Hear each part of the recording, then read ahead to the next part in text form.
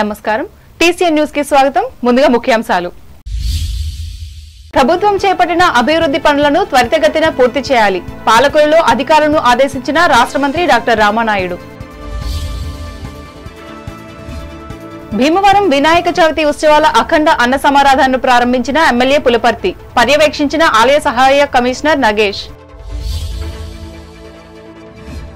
తణుకు మండలం వేల్పూర్లో ఓజోన్ దినోత్సవాన్ని నిర్వహించి అవగాహన కలిగించిన బీజేపీ నాయకులు పోలేపల్లి తణుకులో వినాయక విగ్రహాలను భక్తి శ్రద్ధలతో గోస్తనీలో నిమజ్జనం చేసిన భక్తులు స్వామివారి ర్యాలీలో పాల్గొన్న పారిశ్రామికవేత్త ముల్లపూడి తాడేపల్లిగూడెం గణపతి నవరాత్రి ఉత్సవాల్లో లక్ష గరిక పూజ చేసిన 33 మంది దంపతులు మల్లేశ్వరం వినాయక వేడుకల్లో ఎమ్మెల్సీ రవీంద్రనాథ్ ను అభిమానంతో సన్మానించుకున్న భక్తజనం ఆధ్వర్యం వహించిన గ్రామ ప్రముఖులు సామాజిక సేవలకు అభివృద్ధికి ప్రాధాన్యతనిస్తున్న తెలుగుదేశం పార్టీ దేవరపల్లి మండలంలో వెల్లడించిన గోపాలపురం ఎమ్మెల్యే మద్దిపాటి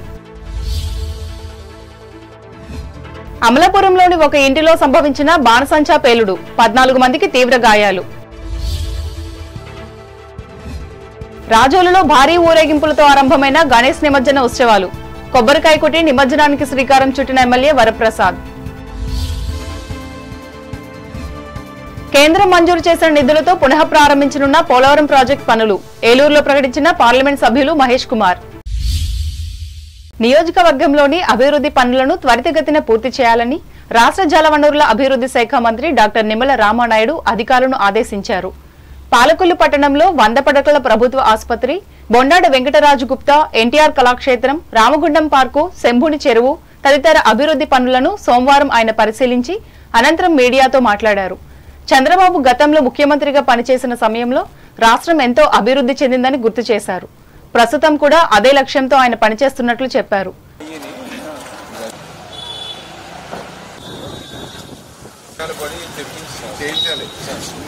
బొండాడు వెంకటరాజు గుప్తా మరి ఎన్టీఆర్ కళాక్షేత్రం ఏదైతే ఉందో అది కూడా అంతోటే మన అధికారులకు కూడా టైం బాండ్ పెట్టి వీక్లీ వన్స్ దాన్ని రివ్యూ చేసుకుంటూ వర్క్ ప్రోగ్రెస్ కూడా చేయమని చెప్తూ ఉన్నాం ప్రభుత్వ ఆసుపత్రి ఆ రోజు 12,60,00,000 రూపాయలు నిధులు తెచ్చి కూడా పెట్టుకుని ప్రజలకి ఆ యొక్క ఎవరైతే పేషెంట్స్ ఎవరైతే ఉన్నారో వాళ్ళకి 100% ఉపయోగపడేటువంటి విధంగా మరి దాని రిపేర్స్ తోటి సహా చేసుకుని అంటే కొత్తగా బిల్డింగ్ని ఇంకా మనం ప్రారంభించుకోకుండానే ఆ రిపేర్స్ చేసుకుని ఆ వర్క్స్ కంప్లీట్ చేయమని ఏదైతే ఇప్పుడే ఆదేశాలు ఇవ్వడం జరిగింది ఈ కార్యక్రమంలో AP medical corporation EE BV Giri DEM Srinivas Reddy పురపాలక సంఘం కమిషనర్ బి విజయసారథి వివిధ శాఖల అధికారులు పాల్గొన్నారు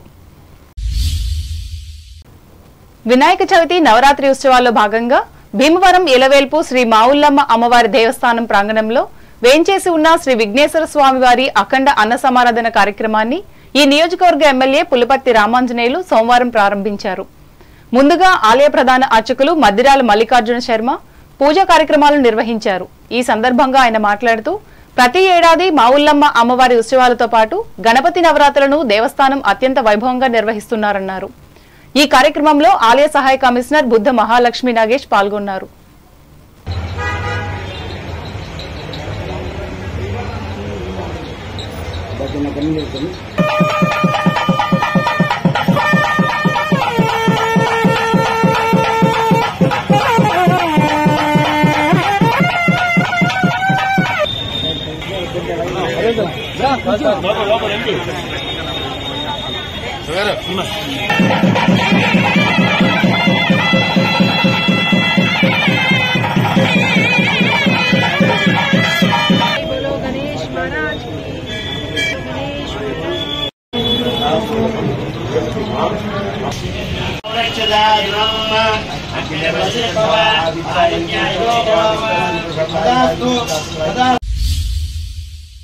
జిల్లాలో మంగళవారం నుండి వచ్చే నెల 1వ తేదీ వరకు స్వచ్ఛతా హీ సేవా కార్యక్రమాలు నిర్వహిస్తున్నట్లు పశ్చిమ గోదావరి జిల్లా కలెక్టర్ చదలవాడ నాగరాణి భీమవరంలో సోమవారం మీడియాకు తెలిపారు తల్లి పేరుతో ఒక మొక్కను నాటడం మెప్మా డ్వాక్రా స్వచ్ఛంద సంస్థల ఆధ్వర్యంలో అవగాహన కార్యక్రమాలను కొనసాగిస్తున్నట్లు ఆమె వెల్లడించారు ప్రపంచ ఓజోన్ దినోత్సవాన్ని తణుకు ప్రాంతంలో సోమవారం నిర్వహించి ఈ అంశంపై చర్చించారు ఇందులో భాగంగా జీవజాలానికి రక్షా కవచంగా ఉన్న ఓజోన్ పొరకు వచ్చిన నష్టాలపై సమావేశాలు నిర్వహించారు. ఈ సందర్భంగా టీసీఎన్ ప్రత్యేక కథనం అందిస్తోంది. సూర్యుడి నుంచి వెలువడే అతినీల లోహిత కిరణాల బారిన పడకుండా భూమి మీద సకల జీవరాశిని ఓజోన్ పొర రక్షిస్తోంది. ఈ భూతలం నుంచి దాదాపు 50 కిలోమీటర్ల ఎత్తు వరకు ఉండే స్ట్రాటో ఆవరణంలో భాగంగా ఉంటుంది. మానవ చర్యల మూలంగా ఓజోన్ పొర ప్రభావితమవుతుందన్న విషయంపై 1970 నుంచి అధ్యయనాలు సాగుతున్నాయి. ఓజోన్ పొర సన్నగిల్లినట్లు ఆ తర్వాతి కాలంలో కనుగొన్నారు. వృక్ష జీవజాతుల మనుగడకు అత్యంత ముఖ్యమైన ఓజోన్ పొర దెబ్బతినడానికి ప్రధాన కారణం క్లోరో ఫ్లోరోకార్బన్లు, ట్రోమో ఫ్లోరోకార్బన్లు. వీటిని కట్టడి చేయడానికి ప్రపంచ దేశాలు 1987 సెప్టెంబర్ 15వ తేదీన మాంట్రియల్ ప్రోటోకాల్ను ఆమోదించాయి. దాంతో సెప్టెంబర్ 16వ తేదీన అంతర్జాతీయ ఓజోన్ పొర పరిరక్షణ దినోత్సవంగా నిర్వహించాలని ఐక్యరాజ్య సమితి సర్వసభ్య సమావేశం 1994లో ప్రకటించింది. దీన్నే ప్రపంచ ఓజోన్ దినోత్సవంగా పేర్కొంటున్నారు. జీవజాలంతో పాటు మొక్కలకు అతినీల లోహిత కిరణాలు తీవ్ర హాని కలిగిస్తాయి. ఈ మేరకు క్యాన్సర్ వ్యాధులు సోకే ప్రమాదం అధికంగా ఉన్నట్లు చెబుతున్నారు. దీనిని అడ్డుకునేందుకు ఓజోన్ పొరపై దుష్ప్రభావం చూపే రసాయన సమ్మేళనాలన్నింటినీ ఖచ్చితంగా నియంత్రించాలి. ఇందుకు కేంద్ర, రాష్ట్ర ప్రభుత్వాలు నడుం బిగించాలని సంబంధిత శాస్త్రవేత్తలు సూచిస్తున్నారు. ఈ సందర్భంగా వేల్పూరు గ్రామంలోని పీబీఆర్ గ్రౌండ్స్ లో జరిగిన ఓజోన్ దినోత్సవ సమావేశంలో బీజేపీ నియోజకవర్గ నాయకులు పోలేపల్లి వెంకటప్రసాద్ మాట్లాడుతూ మానవ మనుగడకు నష్టం రాకుండా ఓజోన్ పొరను పరిరక్షించుకోవాల్సిన బాధ్యత అందరిపై ఉందన్నారు. సెప్టెంబర్ 16 ప్రపంచ ఓజోన్ దినోత్సవం. ఈ ఓజోన్ ఈ పొర అంటే సూర్యుడి నుంచి భూమికి నీలి లోహాల వల్ల ఈ మానవాళికి ప్రమాదం ఉంటుంది కాబట్టి మధ్యలో ఓజోన్ లేయర్ అని ఒకటి ఉంటుంది. ఆ లేయర్ మనల్ని కాపాడుతూ ఉంటుంది. సుమారు 30 సంవత్సరాల కింద నుంచి ఏం జరిగిందంటే మన శాస్త్రవేత్తలు ఈ విపరీతమైన ఈ పరిశ్రమ నుంచి వచ్చే కాలుష్యం వల్ల ఈ ఓజోన్ లేయర్ డ్యామేజ్ అవుతుందని 1987లో లేయర్ డ్యామేజ్ అవుతుందో చేశారంటే శాస్త్రవేత్తలు ఏ ఇండస్ట్రీస్ వల్ల దానికి నష్టం జరుగుతుందో దాన్ని బ్యాన్ చేయడం జరిగింది. ఈ సెప్టెంబర్ 16, 1987ని ఈ బ్యాన్ చేయడం జరిగింది.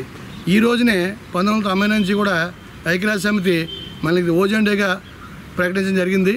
ఈ ఓజోన్ లేయర్ని మనం కాపాడుకోకపోతే వచ్చే రోజుల్లో మానవాళికి చాలా ఇబ్బంది కలుగుద్ది. కాబట్టి దానికి కారణమయ్యే ఫ్యాక్టరీలు కానీ ఇంకా వేరే ఇతరత్ర ఈ ఉదాహరణ కార్గాలు అంటాం వీటిని ఈ పొల్యూషన్ క్రియేట్ చేసి వీటన్నిటిని కూడా రానివ్వకుండా మనం కాపాడుకోవాల్సిన బాధ్యత మనం ఉంది. కాబట్టి భవిష్యత్తులో ఓజోన్ లేయర్ని మనం కాపాడుకునే ప్రక్రియ ఈ సెప్టెంబర్ 16 ఒక్కరోజే కాకుండా 365 రోజులు కూడా మనందరూ ఈ ఓజోన్ లేయర్ని కాపాడుకుంటే మన మానవాళికి ముప్పు ఉండదు. కాబట్టి ఇంకా మనం ఆ రకంగా ముందుకెళ్ళాలని కోరుకుంటూ ఈ కార్యక్రమంలో గ్రామానికి చెందిన వడుగు సుబ్రహ్మణ్యం, ఎర్రమూలు శ్రీనివాస్, ఎడ్లపల్లి నాగేశ్వరరావు, పెనుమతి ధనరాజు, గొడితి పెద్దిరాజు, దేవల్ల రామకృష్ణ, కొడాలి నాని, కొక్కిరాల రంగారావు, తాడి సతీష్, కె మంగాదేవి, పెనరెడ్డి అశోక్ కుమార్లు పాల్గొన్నారు.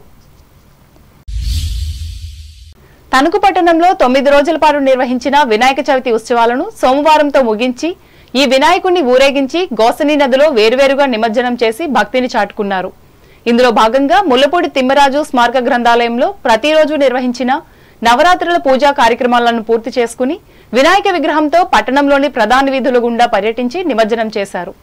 సంస్థ ప్రతినిధి జూనియర్ ముల్లపూడి హరిశ్చంద్ర ప్రసాద్ ఆధ్వర్యంలో జరిగిన ఈ కార్యక్రమంలో గ్రంథాలను సిబ్బంది, ఎస్ఎంవిఎం హాస్పిటల్ ఉద్యోగులతో పాటు రైతు నాయకులు కొటారు అచ్యుతరామారావు, బలసు పద్మనాభం, మున్సిపల్ మాజీ కౌన్సిలర్లు గుమ్మల హనుమంతరావు, తమరాపు పల్లపురావు, కార్యకర్తలు కొడమంచిలి జితేంద్ర, బొడ్డు అప్పారావు, అయినంపూడి నరసింహం, తమరాపు సత్యనారాయణలు పాల్గొన్నారు.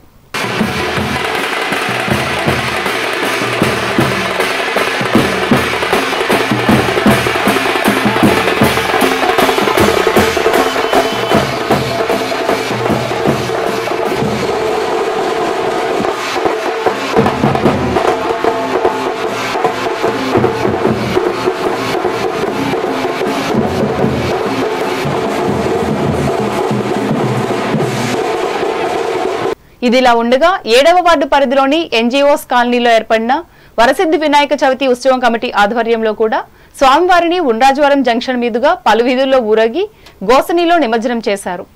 ఈ సందర్భంగా 3 వినాయక లడ్డూలను వేలం వేయగా 32,000 రూపాయలతో 3 భక్తులు పాడుకుని సొంతం చేసుకున్నారు. ఈ కార్యక్రమానికి కొత్తపల్లి రామచంద్రరావు, కర్రి శ్రీనివాసరెడ్డి, మరికొందరు కమిటీ సభ్యులు ఆధ్వర్యం వహించారు. పట్టణంలోని వివిధ వార్డుల్లో నెలకొల్పిన విగ్రహాలను కూడా గోసని నదిలో నిమజ్జనం చేశారు.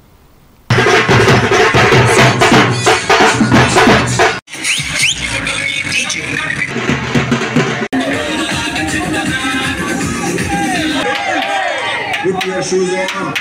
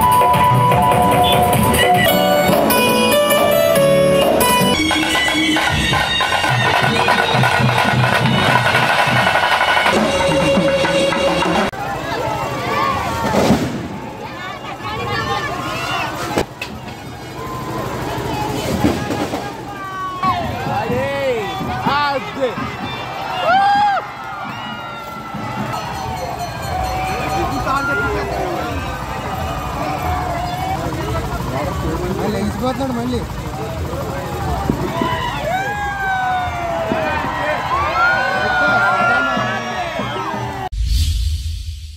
దేశవ్యాప్తంగా నిర్వహిస్తున్న స్వచ్ఛతా హీ సేవా కార్యక్రమాల్లో భాగంగా తణుకు ఆర్టీసీ బస్టాండ్ కు రాజేష్ డయాబెటిస్ ఎండోక్రైన్ సెంటర్ తరపున ఈ సంస్థ యజమాని డాక్టర్ మోగంటి రాజేష్ 12 డస్ట్ బిన్లను లైటింగ్ టైం టేబుల్ ను సోమవారం అందజేశారు.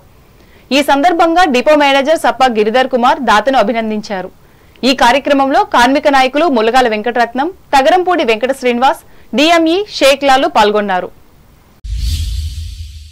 ఇప్పుడు వాణిజ్య ప్రకటనలు.